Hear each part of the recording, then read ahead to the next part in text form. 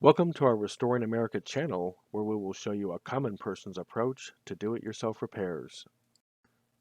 Today we are working on a 2003 Ford F250 Super Duty XLT 7.3-liter turbo diesel crew cab. We are back outside working on our truck on this beautiful and hot Mississippi summer day, but you may notice the ends of my pipes and hoses are covered with plastic bags and rubber bands due to the extreme humidity, also for the occasional bug as well. This 7.3-liter turbo diesel leaks oil, as many do, but my focus will be the oil I am experiencing around the intercooler and Spyder Inlet boots, for example, as you see there. As I continue to point out the boot locations, I should remind you at this point to check out my videos for this truck called ABS to Intermediate Brake Line Removal, Parts 1 and 2, to see how I removed everything up to this point. Of course, omit the brake line parts. In this video, you will see me remove the rubber air intake hose, disconnect the passenger side intercooler pipe.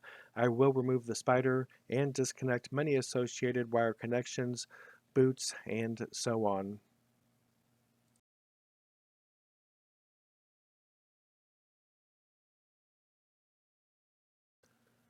The first thing that I will remove is a green vacuum line that goes from the rubber air intake hose to a switch that the wastegate vacuum line that is orange also connects to.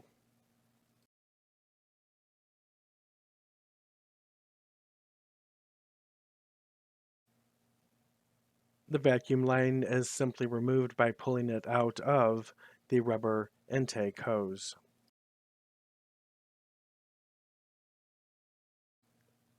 Next, I loosened the clamp holding the air intake hose to the turbocharger. You may want to note that the orange vacuum line that goes to the wastegate is in a groove in the top of the air intake hose. If you have enough slack, you can lift it up and out of the groove. It can also be disconnected from the wastegate housing, which I chose not to do. Using an 8mm socket, I removed two bolts attaching the air intake hose to its bracket.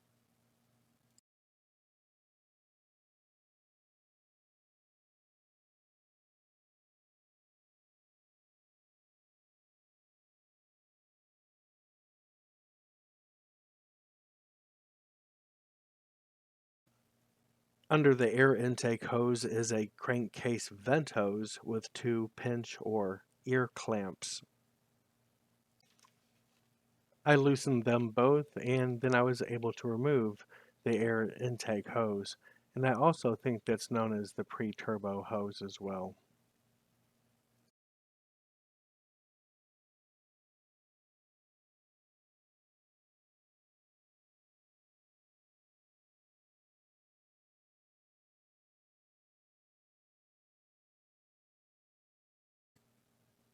And don't forget about that orange wastegate hose. Next, I removed this mount with the vacuum lines and electrical connections attached to it.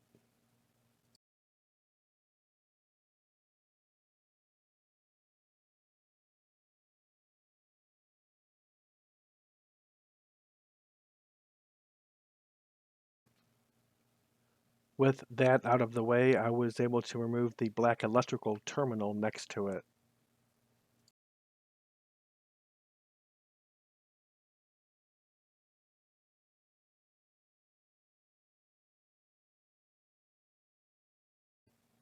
Next, I removed this electrical connection by pushing down on its top tab.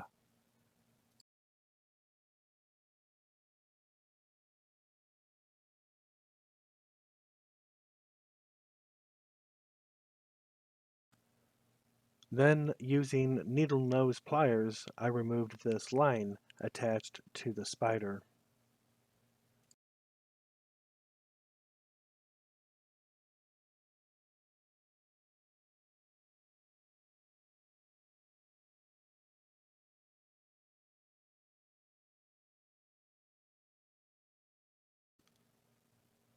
And then I removed the smaller line by just pulling it out.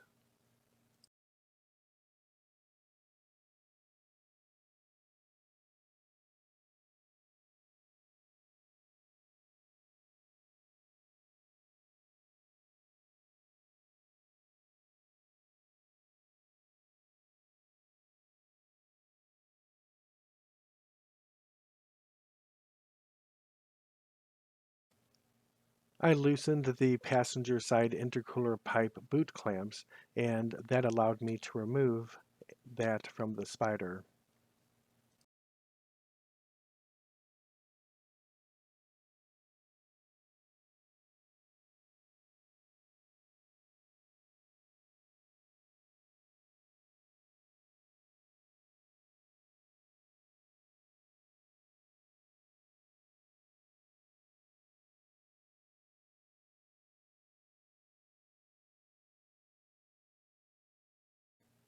Again, using an 8mm socket, I loosened the large clamp at the Spyder turbo connection.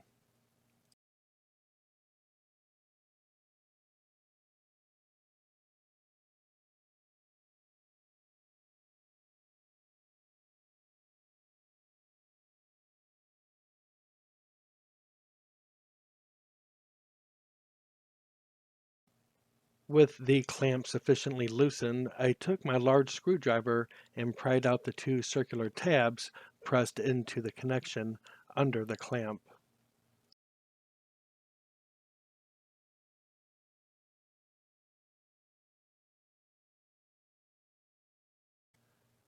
It seemed like I had to loosen it a lot, but I was able to push the clamp out of the way.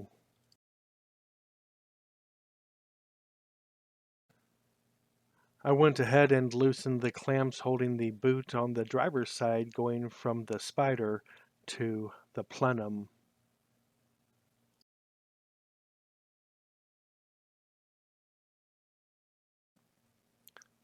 I also did the same thing to the passenger side. Once the boots were sufficiently loosened, I was able to lift the Spyder up and out of the plenum boots. There is a rubber washer at the Spyder turbo connection, so just be aware of that. It may need to be replaced. And also, there is a lot to be done. Thank you for watching. Please like and subscribe, as I will be replacing boots and I will be inspecting parts here and there to see if they need to be replaced. And it should be very interesting. Talk to you all later. Take care now.